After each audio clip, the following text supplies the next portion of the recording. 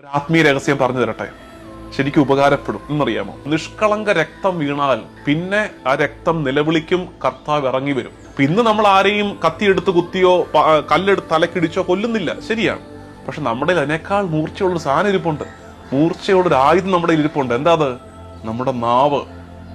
നമ്മുടെ നാവ് കൊണ്ട് നമ്മൾ ഒട്ടനവധി പേരെ കൊന്നു തള്ളുന്നില്ലേ, ദ്രോഹിക്കുന്നില്ലേ?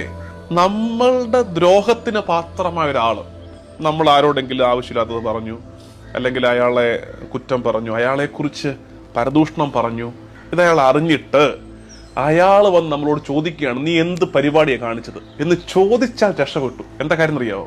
അത് ഇവിടം കൊണ്ട് ബാലൻസ്ഡ് ആയല്ലോ.